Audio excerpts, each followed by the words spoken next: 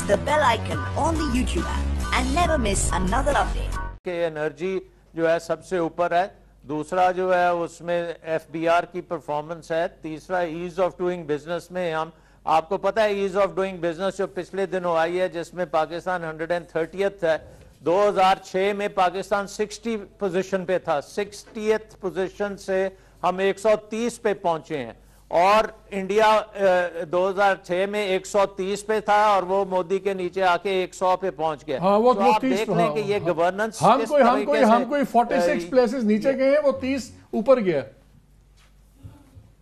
نہیں ہم 60 پوزیشن سے 130th پہ آئے ہیں، آپ امیجن کریں 70 پوزیشن ہماری گری ہے۔ And India has so basically issue اس وقت سب سے بڑا ایشو یہ ہے اٹ از گورننس، ریفارمز یہ بہت جلدی کرنے پڑیں گے، ادروائز آپ کی اکانومی جو ہے وہ کھڈے میں گر رہی ہے۔ اچھا مجھے ثاقب یہ بتائیں آپ کہ میکرو تو ہو گیا، میں ذرا عام آدمی کے پوائنٹ آف ویو سے آنا چاہتا ہوں۔ ہمیں جو عام آدمی کی فکر ہے، ہمیں فکر ہے مہنگائی کی، ہمیں فکر ہے ہماری کوئی سیونگز ہیں، بچت بنتی ہے کہ نہیں بنتی، ہمیں فکر ہے کہ ہمارا گھر ہم افورڈ کر سکتے ہیں کہ نہیں کر سکتے۔ یہ مجھے بتائیں یہ ساری باتوں کا اس پہ کیا امپیکٹ ہے، اس کے بارے میں ہمیں کیا فکر مند ہونا چاہیے؟ کیا پیسے جمع کرنے شروع کر دیں، جو بھی ہے باہر بچوں کو لے جانا بند کر دیں، مہینے میں اگر 2 بار ہی کھانا باہر کھاتے تھے وہ 1 دفعہ کر دیں، کیا کریں ہمیں کوئی ڈرنے کی ضرورت ہے ہمیں؟ دیکھیے ظاہر بات ہے جب اوورآل معیشت ایک ڈولڈرمز میں پھنستی ہے یا ایک پریشانی کی صورت میں آتی ہے تو اس کا اثر تو سب پورے ملک کے اوپر پڑتا ہے نا، سارے اکنامک ایجنٹس کے اوپر پڑتا ہے۔ فار ایگزامپل ابھی ہم بات کر رہے تھے پہلے آپ کے پروگرام کے شروع ہونے سے پہلے کہ یہ جو سچویشن ہے آج کل ایک غیر یقینی صورتحال ہے، یو تھنک اس کو انویسٹرز کو افیکٹ نہیں کر رہی ہے یا نئے انویسٹمنٹ کو افیکٹ نہیں کر رہی ہے؟ یہ ہمارے ایکسپورٹ سیکٹر کو افیکٹ کر رہی ہے، پروڈکشن کو افیکٹ کر رہی ہے، نئے جاب کریشن کو افیکٹ کر رہی ہے۔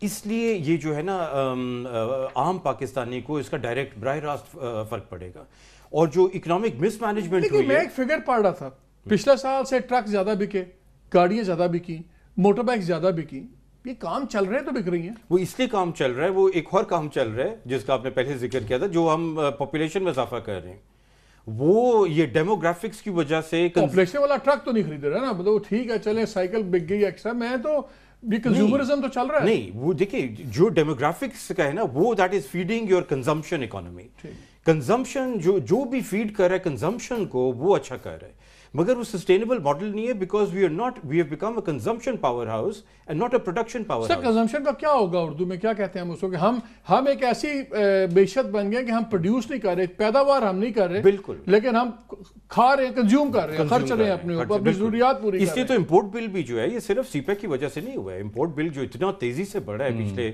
6 7 8 سالوں میں، یہ کنزمپشن کے اوپر بڑھا ہے۔ آپ کوئی بھی سپر مارکیٹ چلے جائیں، کوئی بھی ریسٹورینٹ میں چلے جائیں، ہر چیز آئٹم میں امپورٹڈ کچھ نہ کچھ ہوتا ہے آپ کو۔ سو obviously we are consuming much more than we are actually producing or exporting، تو اس لیے پرابلم ہو رہا ہے ہمیں۔ ڈاکٹر صاحب یہ بتائیں جب بھی بات ہوتی ہے ہمیں یہی نظر آتا ہے، جب پہلے ہم سنتے تھے، ابھی ڈاکٹر سلمان کہہ رہے تھے، مجھے یاد ہے پہلے بزنس مین کی ہم بات کرتے ہیں، وہ کہتے تھے جی ہمیں جی آپ ان انٹرپٹیڈ پاور دے دیں، مہنگی تھوڑی ہوگی ٹھیک ہے، ہمیں یہ تو پتہ ہوگا نا ہمارا کارخانہ 3 شفٹیں چل رہا ہے۔ اب جب وہاں آتے ہیں تو پھر بات ہوتی ہے نہیں اب آپ یہ فیسلٹیز دیں، ٹیکسٹائل والوں سے پوچھیں وہ کہتے ہیں جی ہماری 35% انڈسٹری بند ہو گئی ہے، ہر کسی کا یہی کوئی مسئلہ ہے۔ تو پھر ہاؤ ڈز اٹ ورک؟ مطلب کہ اگر آپ پاور نہیں تھی تو آپ کہتے ہیں پاور دے دیں، پاور آئی تو اب آپ کہتے ہیں یہ اکنامیکل نہیں ہے، پھر تو ہر وقت ہماری انڈسٹری بھی تو بریکیں مارتی رہتی، کچھ نہ کچھ کنسیشنز ہی چاہتی ہے۔ نہیں دیکھیں ہم نے پچھلے 4 خاص کر اس IMF کے پروگرام میں ہم نے سینس لیس ٹیکسیشن لگایا ہے، پاگلوں کی طرح لگایا ہے ٹیکس، ہم نے ٹیکس کے بیس کو نہیں بڑھایا، انڈائریکٹ ٹیکس جو آپ بتا رہے ہیں سب کچھ کیا ہم نے، زیادہ تر انڈائریکٹ ہوا ہے، 88% ہے، آپ اپنے انٹروڈکشن میں 85 کہہ رہے تھے، 88% ہے، کیونکہ اس میں وتھ ہولڈنگ ٹیکس جو ہے جس کو ہم کہتے ہیں نا ایٹ سورس کاٹ لینا، صحیح ہے، تو وہ کیا ہوتا ہے، وہ جو بھی دودھ کا ڈبہ لے رہے ہیں، سگریٹ لے رہے ہیں، بلی کا بچہ لے رہے ہیں، جھارے پہ تو ہم ٹیکس دے رہے ہیں، انڈائریکٹ دے رہے ہیں ہم ٹیکس، تو وہ تقریباً 88% ہے۔ تو ہم اچھا آپ نے پیٹرولیم پہ ذکر کیا تھا، petroleum sector has emerge one of the largest contributor to tax revenue, ہم نے اس کو ایک ٹیکس اکٹھا کرنے والی ایک مشین سمجھ لیا ہے، تو ہم کیسے کمپیٹ کریں گے انٹرنیشنل مارکیٹ میں؟ ہم نے ان پہ ٹیکسوں کے بوجھ ڈال دیے ہیں، بوجھ نہیں بوچھاڑ کر دیا ہے ہم نے. اسی طریقے سے ہم نے ان کے ریفنڈ روک کے ان کو فورس کیا کہ تم جا کے کمرشل بینک سے بورو کرو. جب میں جا کے بورو کروں گا تو میں اس پہ انٹرسٹ بھی دوں گا. تو میرا 0 ریٹرن والا پیسہ تھا, اس پہ میں نے اب ٹیکس بھی وہ ریٹرن دے رہا ہوں اس پہ. تو ہر طریقے سے ہر وہ اقدامات کیے گئے ہیں, اس کے کاسٹ آف ڈوئنگ بزنس کو بڑھایا گیا اور اس کو ہم نے اپنی انڈسٹری کو نان کمپٹیٹو بنا دیا ہے انٹرنیشنل مارکیٹ میں. اس لیے آج آپ دیکھ رہے ہیں کہ یہ ٹیکسٹائل مل والے رو رہے ہیں. یہ صرف ٹیکسٹائل مل نہیں رو رہے ہیں, آپ جائیں جو جہاں پر بزنس مین بیٹھا ہوا ہے, کراچی ہے یا اس گجرانوالہ وغیرہ میں جا کے پوچھیں کہ وہ کتنا پریشان ہے اور کتنی گالیاں دیتا ہے.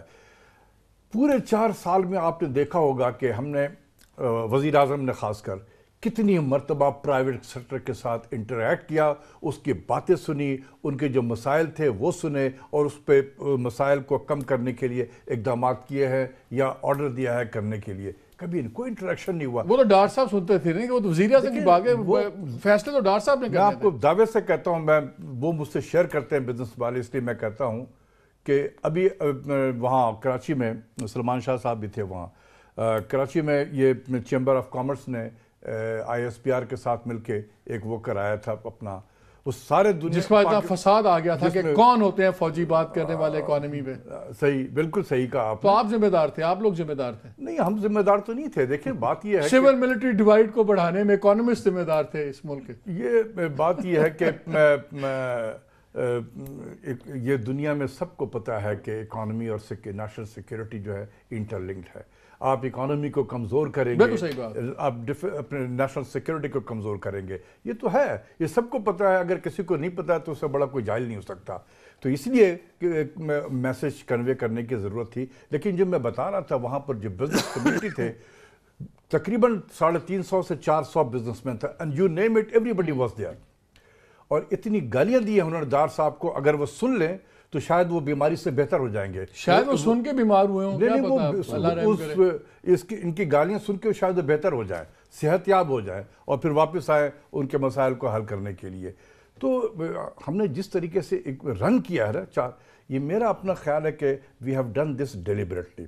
میں بار بار یہ کہتا ہوں کہ کوئی ایک سینسیبل آدمی اس طریقے سے ملک کی معیشت کو نہیں چلا سکتا. مجھے ایک بریک لینا, وہ تو اس لیے بھی کوئی سینسیبل آدمی انچارج بھی تو نہیں ہے اس وقت. ہیڈ لائنس چیکن ہے, حکومت بھی ہیڈ لائنس چیکن ہے, اکانومی بھی ہیڈ لائنس چیکن ہے. لیکن میں 2 سوال آپ کے لیے چھوڑے جا رہا ہوں تمام پینلسٹ کے لیے.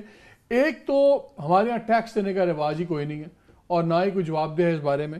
تو کیا اگر ٹیکس کی ریشو بہت کم کر دی جائے اور اس کو پھیلا دیا جائے تو کیا وہ پاسبل ہے؟ کیونکہ لوگ کہتے ہیں جی نہیں جی ایک دم ریونیو بڑا گرے گا, حکومت کیسے چلے گی.